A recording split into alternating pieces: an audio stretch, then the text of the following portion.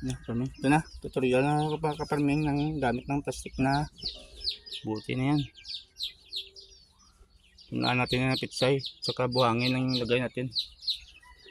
Kita sa inyo paano pero bago yan to muna, palitan ko ito maya ng battery. Ito yung isa, ito yung good. Galing to sa mother ko, hindi daw umiilaw. Kaya pinilitan ng bago, solar. Ito, umiilaw pa. Ibig sabihin nag-charge yan. Goods yan kasi gabi nag-ilaw pa yan. Tapos ito wala. Ibig sabihin sira ng battery yan. Orderan ko ng battery. Mapakinabangan ko pa yan. Sino ka parming para madali na kasi may gawin pa ako. Buksan ko yun may tutorial na tayo. Gamit yung buti na yan. At mapakinabangan nyo kung makatira kayo sa mga second floor, sa apartment, second floor. Lagay nyo lang sa mainit na may ng araw pag tuwing umaga. Ito mga kaparming meron ako na isa na dati ito ay natanim ko dito. Puno dito is sili at yung lagay ko dito is lupa. Ngayon lagay natin is buhangin. Papakita ko sa inyo kahit sa buhangin patubo natin yung pitsay. Paano pataba to. Kinuha ko lang yung takip para pag magdilig tayo or magulan yung tubig ay magbas pa rin. Ito siyempre diba may pag nilagay natin buhangin siyempre ito mabubuhos lang sa ilalim, kaya lagyan natin ng maliit na foam.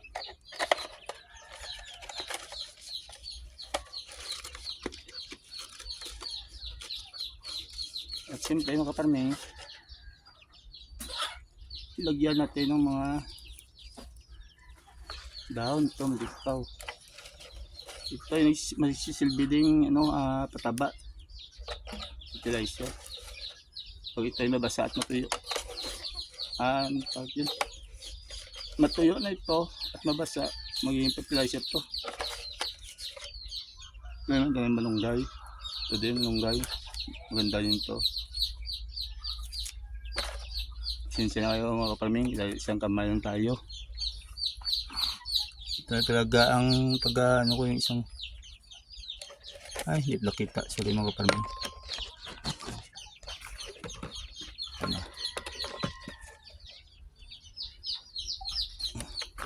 May foam yan sa ilalim. May foam, kinuha yung takip, tapos may foam para makalaan tubig pag umulan ay may hidanan. Ito yung mga dahon-dahon.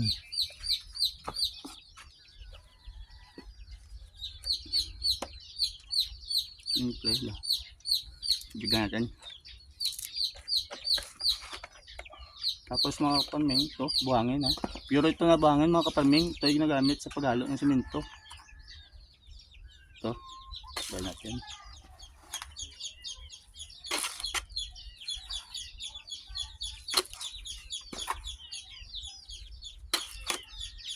Tapos pagkalati na lagyan natin ng ulit ito, mga dahon-dahon. Dagang malunggay o available na dahon dyan mga kaparming. Ganyan ito. Hindi lang. Kaya meron ako dyan na dumi ng aking labang kambing. Lagay ko nandito. Pag tumubo na yung buto natin. Yan. Ang bangin.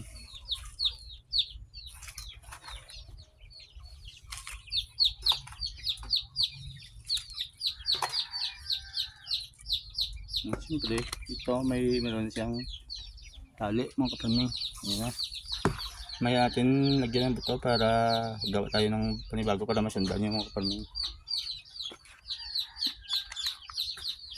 Sabit mo natin dyan, tulad dyan sa sabitan ko. Meron ako dyan patula at saka pagkapangan doon sa dito sa loob. Ito sabit ng ito mga muna mga kaparming.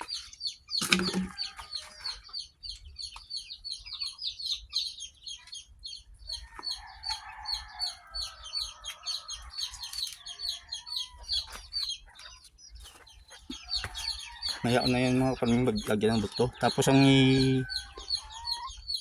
basa ko sa kanya mga kaparming maya ay pugas bigas. Ito mga kaparming, gawa tayo palibago. Yun lang munang gawin natin isa para proceed na ako sa next ko na gawin. Ito hirap ka mga kaparming na kamay ka lang.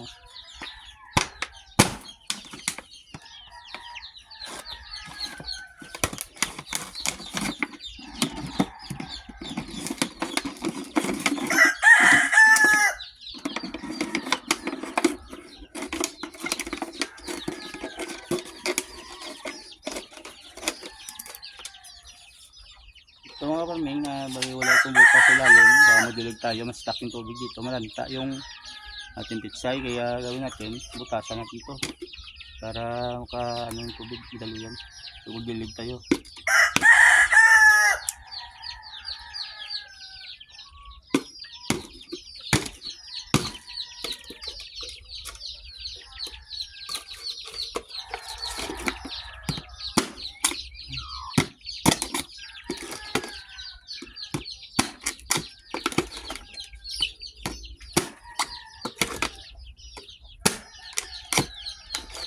Tapos lagyan natin ng butas dito sa gilid, kabilaan para sa tali.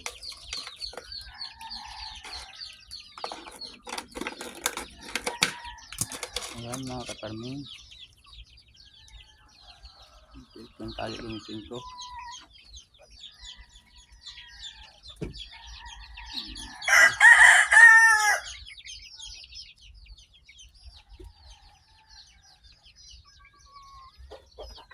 Napakadali ang mga kaparming, hindi na kayo mahirapan, hindi na kayo magbungkal ng lupa o linis pa ng mga damo.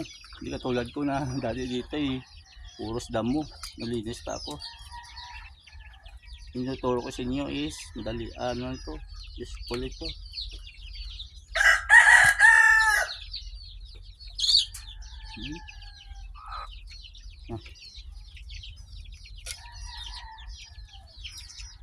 Ulitin natin kung anong tayo pang tali, kasya lang.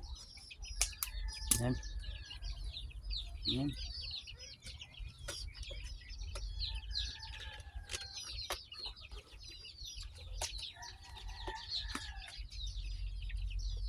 Ito tali ating kabilaan. Tali ating kabilaan.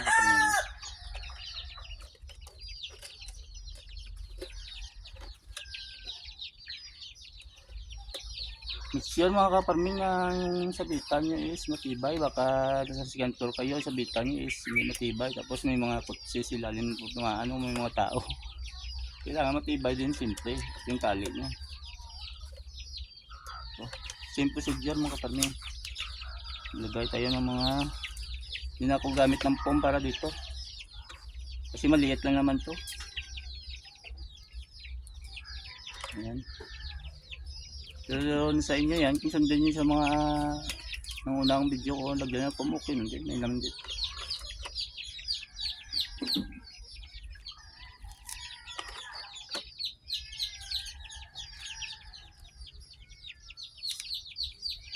Ito, nilagay tayo ng buhangin na, para dali na. Ito hindi lang gamitin, mixon lang yan, sunod ko lang yan gamitin. Para dali na, may gawin pa ako. Ano? Anong oras na kaya ito?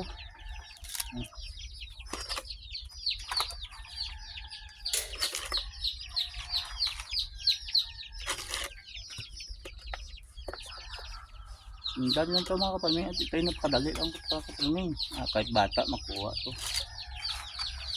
Ito hindi na.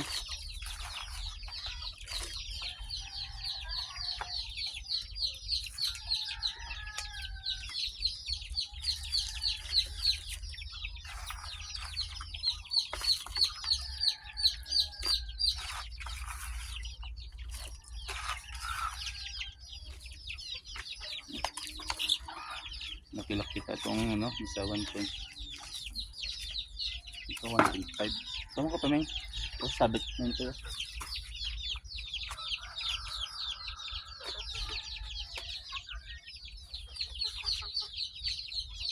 Kuha lang ako mga kaparming ng buto. Ito paano.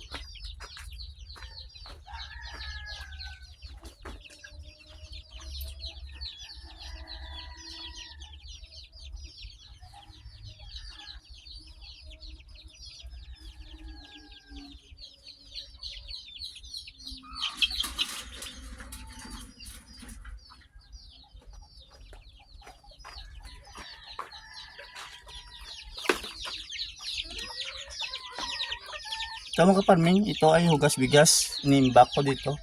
Ito muna ibasa ko sa buhangin. Buhangin mga kaparming namit ko.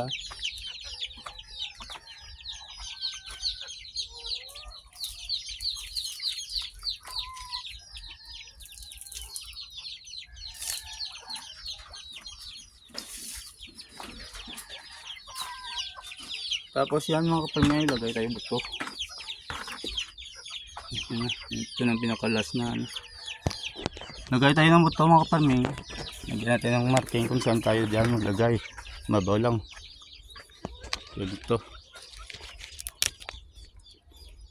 Lagyan natin ng marking. Tapos dalawang buto ng pizza ilagay nyo para may chance na hindi tumubo yung isa. Is may isa na parang 50-50 ang chance pero may sa 50% ka pa na chance. Pero pag same sila tumubo, di siyempre yung isa ay kunin mo, bunutin mo, ilipat mo o saan mo lagay. Basta isa lang ang tira kasi maliit lang to ang ano, lagyan. Maring magkasiksikan lang dalawa o magagawa ng kung ano makuha nila ng nutrients. Mabagal ang paglaki nila. Kailangan isa lang. Pero dalawang buto, advice ko is dalawang buto ang ilagay nyo.